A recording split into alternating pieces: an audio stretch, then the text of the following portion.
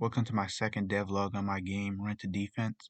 In case you didn't know, Rent to Defense is a tower defense game where you have to pay your towers money each wave or else they will leave you. So this is what I've done in about a month of work. So I'll be splitting up this video into two parts. The part where I go over all I've done this past month, and at the end I'll give some screenshots of my code to help others and get help on improvements I could make on it. The first thing I wanted to show off was a level select screen. I've been meaning to make one for a little while. I made some simple icons for level 1 through 30, and I'm not sure if I'll even have 30 levels, but it's good to have than to not have. I've also added a few towers in the last video. First, I've added the plumber. The plumber is a tower that plunges his plunger into a toilet to spray water in a radius around itself. It has a low salary but also low damage, so it's good for early game crowd control. While making it, I had a bit of trouble thinking about how I would add the splash of water, so I began to experiment with GameMaker's particle system. All I did was add some blue squares that fly out of the plumber when he attacks, but at the end, the result was pretty bad, but it gets the job done for now. I also wanted to add another money tower, the chef. The chef's income multiplies when you place more down. I also like the little animation I made in Sprite. It's fun. It was pretty simple to make. I realized I needed a tower that does splash damage from a distance, so I took an old sprite that I had and changed it just enough to make it passable for a tower. It still looks bad, and I've marked it as placeholder. It's called the Bob Tower. Yes, the Bob Tower, not the Bomb Tower. What does it do? Shoot bombs. Self-explanatory, really. It's really powerful, so it's my most costly tower so far. Next up, I needed to make a tower select screen.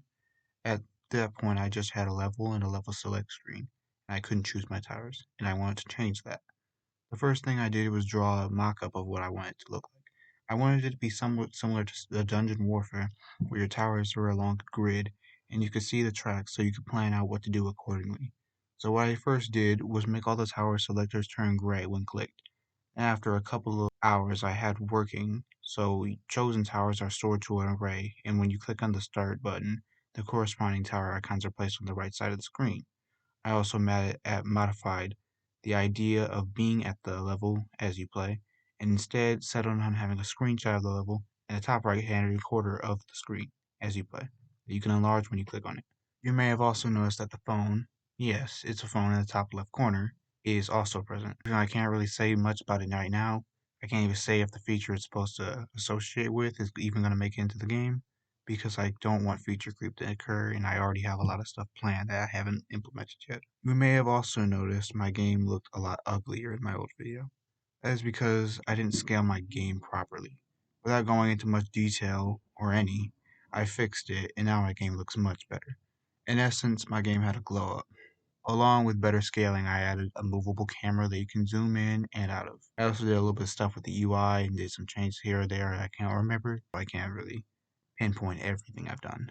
All in all, a pretty good month of progress. Honestly though, it was a real pain to cover all this stuff in just one video, especially when I'm not very good at making videos yet. So I plan on making these devlogs every 2 weeks instead of every month to allow my videos to be smaller and more depth of what I've done. And that's about it. Like and subscribe if you enjoyed the video and follow my Twitter if you want to see sneak peeks on what I've been working on in advance, and I'll see you all in the next devlog.